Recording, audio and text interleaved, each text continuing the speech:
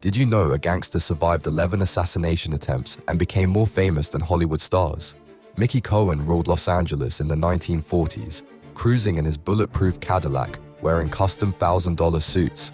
He controlled bookmaking, prostitution, and drug trafficking while pretending to be a reformed businessman. But rivals and corrupt cops wanted him dead. In 1950, a bomb exploded at his Sunset Strip restaurant, leaving him bloodied but alive.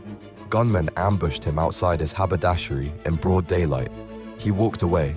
They fired 30 rounds through his bedroom window while he slept. He survived. The closest call came at Rondelli's restaurant in 1957. Shotgun blasts killed his bodyguard and shredded Cohen's shoulder.